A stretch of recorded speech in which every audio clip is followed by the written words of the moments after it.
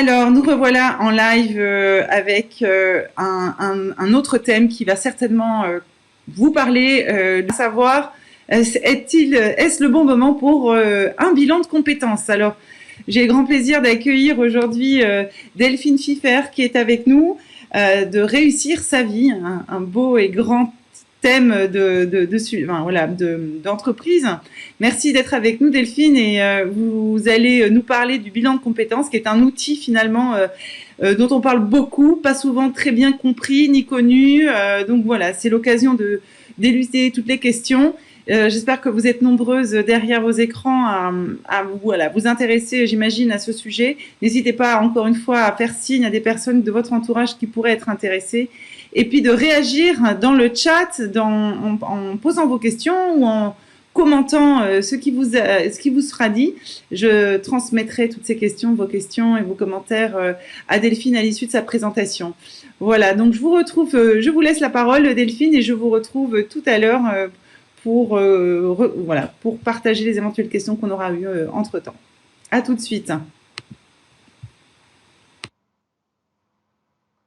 Je peux y aller? C'est bon? Alors, on y va. Alors, hop, on va démarrer le partage d'écran. Est-ce que ça marche? Est-ce que vous avez le partage d'écran? Oui, c'est bon? Impeccable. Alors, donc, bonjour et bienvenue donc, dans le cadre de ce workshop que j'ai décidé de consacrer au bilan de compétences. Alors, le bilan de compétences, c'est un sujet qui est très riche. On trouve de nombreuses informations à ce sujet. Et dans ma présentation, j'ai voulu faire un focus sur, j'allais dire, un élément qui vous pose problème par rapport à ce bilan de compétences, c'est celui de qui je vais choisir en termes de centre. Donc, quand on est sur cette démarche d'envisager un bilan de compétences, eh bien, il y a un certain nombre de questions que l'on a en tête. Le budget, la durée du bilan, est-ce que je le fais en présentiel ou à distance? Quel va être le temps proposé pour réaliser ce bilan? Est-ce que c'est le bon moment? Est-ce que c'est le bon outil? Et la question primordiale et vraiment qui reste dans votre tête, c'est est-ce qu'à l'issue de ce bilan, je vais réellement trouver ma voie? Est-ce que je vais réussir à obtenir les clés pour donner un second souffle, un nouvel élan à ma carrière professionnelle? Ça, c'est vraiment la question qui est dans toutes les têtes systématiquement quand on a une personne au téléphone qui justement nous questionne en tant que centre sur cette démarche. Et donc, derrière cette grande question, finalement, c'est qui je vais choisir. Et cette question, elle est, j'allais dire, d'autant plus complexe pour vous que si vous faites appel, par exemple, à un conseiller en évolution professionnelle, eh bien, il va vous suggérer d'appeler différents centres. Et toute la difficulté du bilan de compétences pour choisir cette histoire donc de centre, de prestataire, c'est que le bilan de compétences, il est réglementé par le Code du travail. Et donc, ça, c'est une difficulté pour vous, j'allais dire, pour choisir votre centre, parce qu'il y a un certain nombre de paramètres qui vont du coup être communs à bon nombre de centres de bilan de compétences. Et donc, ça veut dire que ça ne pourra pas faire partie des critères qui vont vous permettre de choisir tel ou tel centre. Et donc, je vais vous donner des clés dans le cadre de cette présentation pour vous aider dans ce sens. Alors, ce qu'il faut savoir, quand je dis qu'un bilan de compétences, il est réglementé par le Code du travail, c'est qu'un bilan de compétences, au maximum, ça fait 24 heures. On ne peut pas aller au-delà. Par contre, on peut avoir un temps qui est inférieur à cette durée. Et donc, un des critères, ça va être, de fait, la situation dans laquelle vous vous trouvez. Parce que la situation dans laquelle vous vous trouvez, à savoir, est-ce que vous voulez faire un bilan pour, par exemple, valider un projet de création d'entreprise? Est-ce que vous voulez faire un bilan parce que vous êtes au bord d'une rupture conventionnelle, mais il n'y a aucun projet derrière? Est-ce que vous faites un bilan parce que vous êtes en burn-out et où vous n'avez aucune idée de comment vous allez repartir sur le marché du travail? Eh bien, à chaque situation, j'allais dire, on va avoir un cheminement différent à faire et on ne va pas avoir nécessairement le même nombre d'heures à faire. Donc, votre situation, elle va déjà là, j'allais dire, conditionner des questions avec lesquelles vous allez pouvoir vous adresser aux consultants, aux prestataires que vous allez appeler dans le cadre de votre démarche.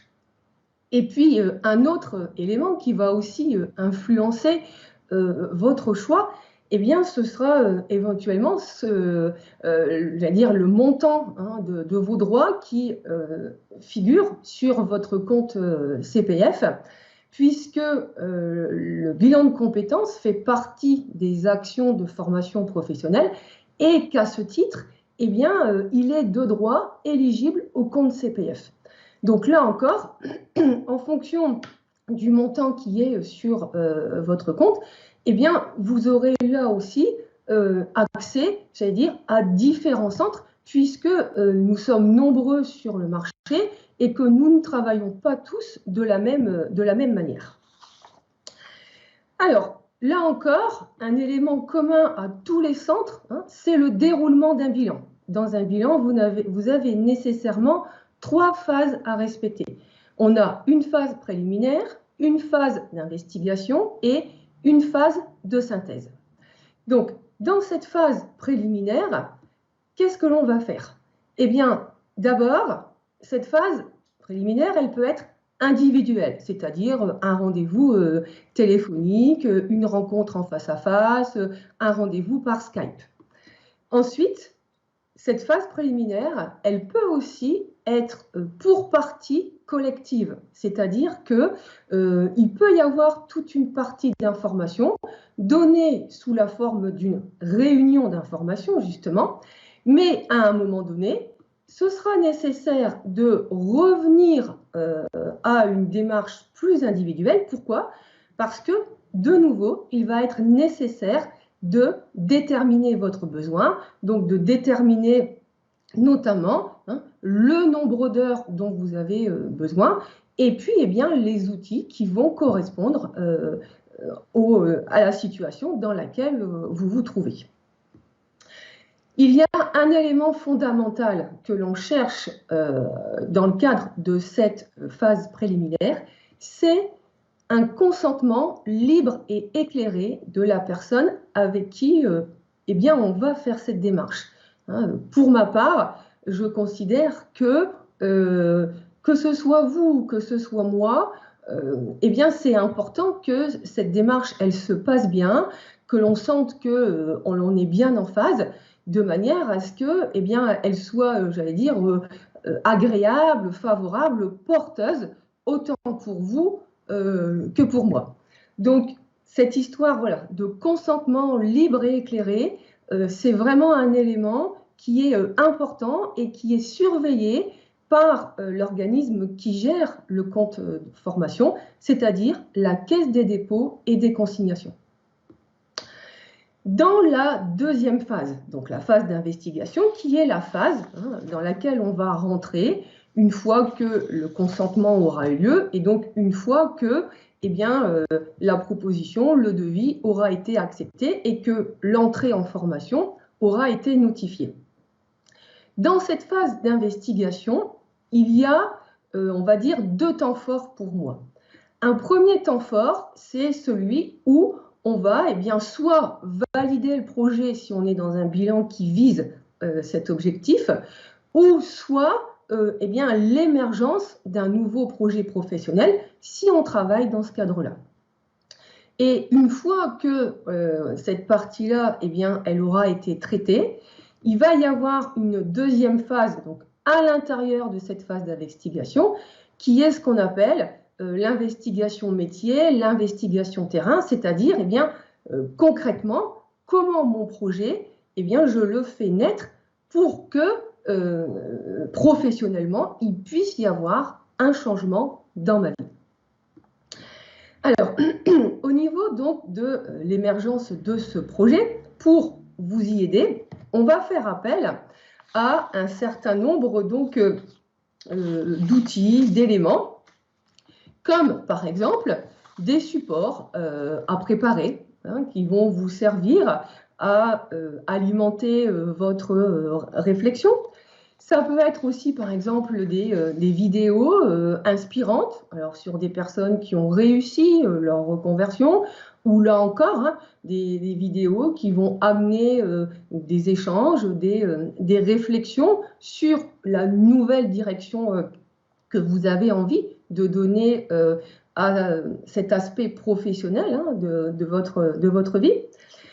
Il peut y avoir également des tests qui peuvent être utilisés. Et là encore, si on cherche à valider un projet de création d'entreprise, on peut partir sur des tests, sur des capacités de leadership, des capacités à diriger, des capacités d'entrepreneuriat.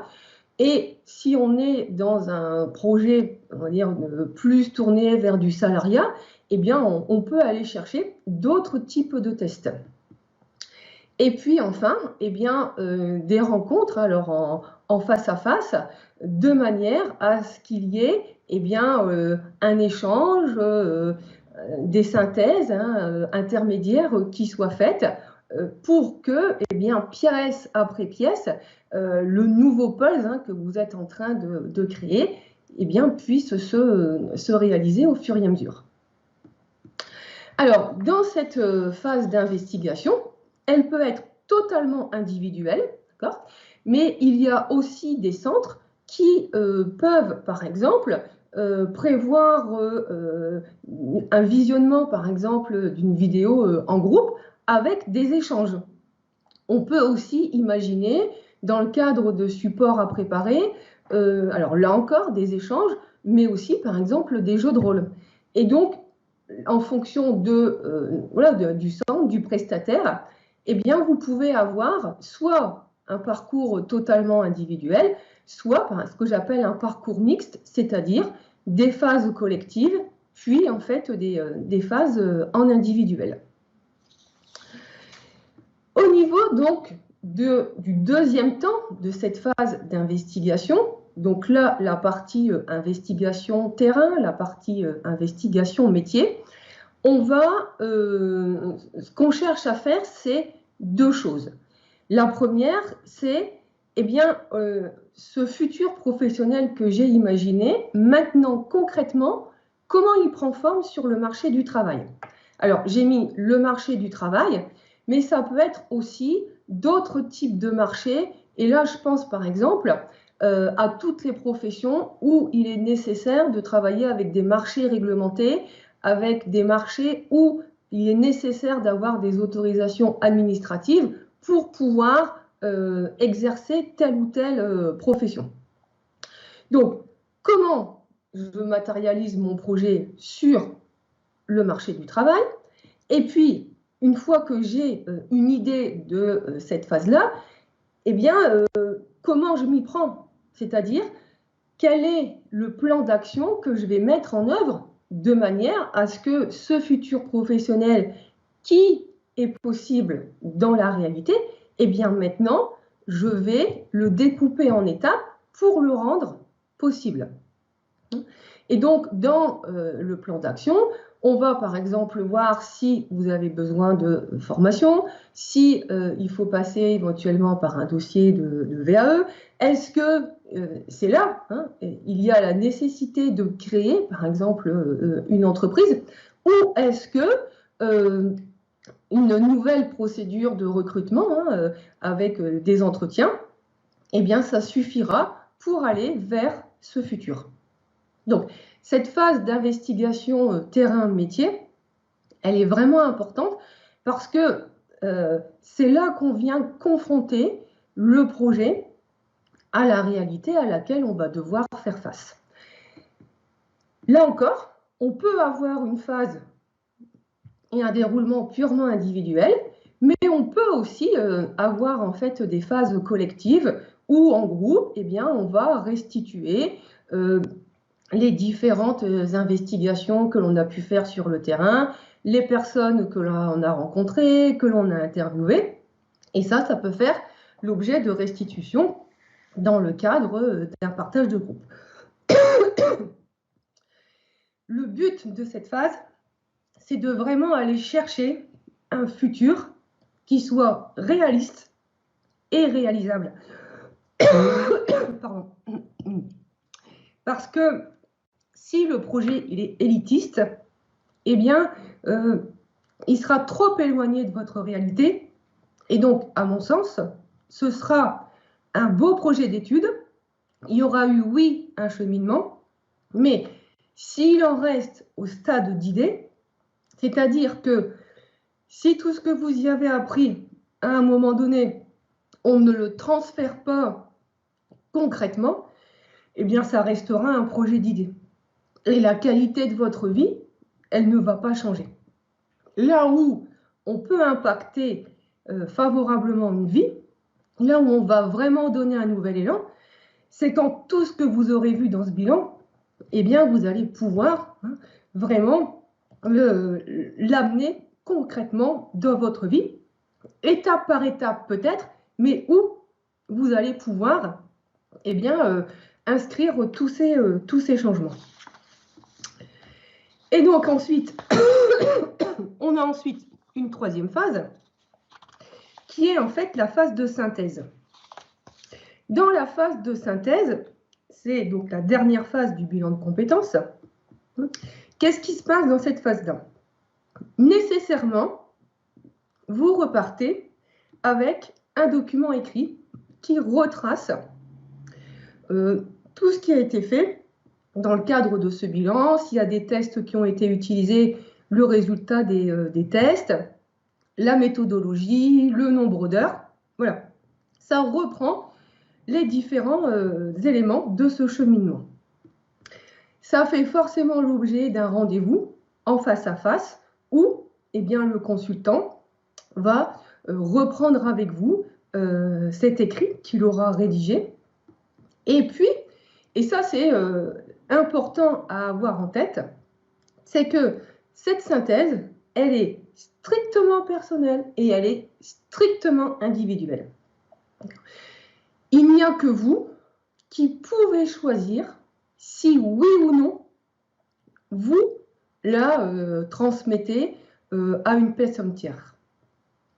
Même si votre bilan de compétences il venait à être financé par votre entreprise, à aucun moment vous n'êtes tenu de transmettre les résultats qui figurent dans ce bilan de compétences. D'accord ? Alors maintenant, il arrive que pour la médecine du travail, ou effectivement pour un employeur qui financerait ce bilan, il demande à avoir accès aux conclusions. Personnellement, ce que je fais dans ce cadre-là, c'est que je fais vraiment, en fait, j'allais dire, une synthèse de la synthèse. Je produis un courrier voilà, spécialement dédié aux acteurs tiers. Et donc, que la personne, dans ce cas-là, que le bénéficiaire, que la personne que j'accompagne, eh bien, remet à cet acteur en question si demande il y a. Mais, je le répète, cette synthèse, personne n'est en droit de vous la réclamer. Elle est strictement personnelle et strictement individuelle. Alors, en résumé, si on reprend les différents éléments sur lesquels vous pourriez affiner vos questions pour choisir un prestataire. La première question à avoir en tête, c'est est-ce que c'est du présentiel? Est-ce que c'est du distanciel, donc à 100%, ou est-ce que c'est possible de mixer? D'accord? Donc, de votre côté, de quoi avez-vous envie et qu'est-ce que le prestataire il est capable de faire? Deuxième point, les outils utilisés. Troisième point, et ça, j'en ai pas parlé jusqu'à présent, le statut du prestataire. Est-ce qu'il est indépendant, c'est-à-dire est-ce qu'il travaille en son nom, ou est-ce qu'il travaille pour un groupe? Cette question-là, elle est aussi importante à poser parce que la manière de travailler, elle va être différente. Un prestataire indépendant qui travaille en son nom, il ne va pas forcément avoir la même marge de manœuvre, il va avoir une marge de flexibilité, une marge d'adaptabilité qui sera différente d'un prestataire qui travaille pour de grands cabinets, pour des chaînes de bilan de compétences. Donc là encore, vous n'allez pas forcément avoir les mêmes acteurs en face de vous. Autre critère, la démarche. Est-ce qu'elle est uniquement individuelle? Est-ce qu'elle est mixte? Là encore, qu'est-ce que vous souhaitez? Est-ce que vous souhaitez une démarche purement individuelle ou est-ce que vous souhaitez qu'il y ait aussi des phases de partage, de restitution en groupe? Et puis, un autre critère, c'est le rythme de travail. Quel est le temps que le prestataire m'accorde pour réaliser mon bilan? Est-ce qu'il faut que systématiquement, par exemple, en 2 mois ou en 3 mois, ce bilan il soit complètement terminé? Ou est-ce que si, par exemple, je suis en arrêt de maladie pour burn-out et que je me sens encore un peu fragile et que je sens que j'ai besoin de plus de temps, est-ce que c'est possible d'imaginer un bilan sur plus de 2 mois ou de 3 mois? Donc là, vous avez un certain nombre de critères sur lesquels vous pouvez questionner donc, votre futur consultant de manière à vous aider aussi à choisir, eh bien, j'allais dire, la personne la plus judicieuse pour vous accompagner sur ce nouveau projet professionnel. Donc là, je vais vous dire maintenant un petit mot sur moi et ce qui m'a amené à administrer aujourd'hui du bilan de compétences. Donc, je suis Delphine Fieffer, je suis consultante en bilan de compétences en VAE. J'ai aussi une activité de thérapie. Et donc, j'accompagne essentiellement des personnes en fait qui sont en souffrance au travail, donc avec un stade de souffrance plus ou moins important. Donc, au niveau de mon cursus, on va dire, en termes de formation initiale et ensuite en termes de vie professionnelle, je suis d'abord diplômée d'audit contrôle de gestion avec un bac plus 5. J'ai ensuite connu le burn-out quand j'étais contrôleur de gestion avec du harcèlement moral, enfin quelque chose qui a mis par terre toute cette carrière professionnelle destinée au monde de la finance. Je me suis reconvertie en tant qu'enseignante et donc ce métier en économie-gestion, je l'ai exercé pendant à peu près une dizaine d'années. J'ai ensuite créé mon cabinet, donc d'abord en tant que thérapeute pour accompagner la souffrance au travail, le stress des étudiants en décrochage. Et puis ensuite, j'ai créé mon centre de formation qui me permet aujourd'hui donc d'administrer du bilan de compétences, de faire de la VAE, d'avoir aussi des heures de formatrice dans des écoles sur l'île. Et donc, voilà, à partir de ce burn-out, on va dire que étape par étape, eh bien, j'ai réaligné ma vie professionnelle par rapport à quelque chose qui était beaucoup plus juste pour moi. Et à aujourd'hui, bien évidemment que le bilan de compétences que j'administre en nom propre, eh bien, il est issu de mon propre parcours, des recherches que j'ai pu mener, des coachings que j'ai pu faire pour pouvoir aujourd'hui eh bien, être devant vous à la place à laquelle je suis. Alors, je vous l'ai dit en début d'intervention, la question la plus préoccupante que vous avez, c'est vais-je trouver cette nouvelle voie? Donc, avant de savoir si vous avez des questions à me poser, je vous ai mis quelques retours de bilan de compétences pour que vous puissiez voir eh bien, ce que vivent les personnes. Alors, personnes bien évidemment là que j'ai accompagnées, mais ce qui se passe en fait à l'intérieur d'un bilan de compétences avec des retours plus ou moins, on va dire, étoffés en termes de commentaires.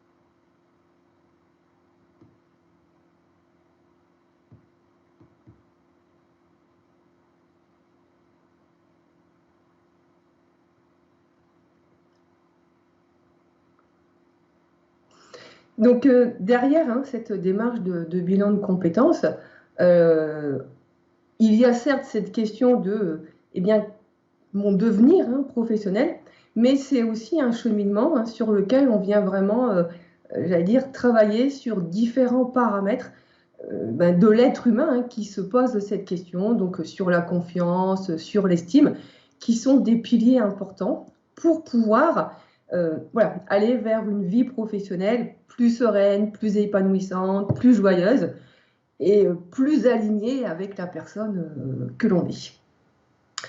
Donc, j'en ai terminé là maintenant. Donc, est-ce que vous avez voilà, des questions? C'est évident que en une demi-heure, il fallait que je fasse des choix sur ce que je traitais sur le bilan de compétences. Et donc, j'ai choisi de traiter la partie sur laquelle on trouve le moins d'informations.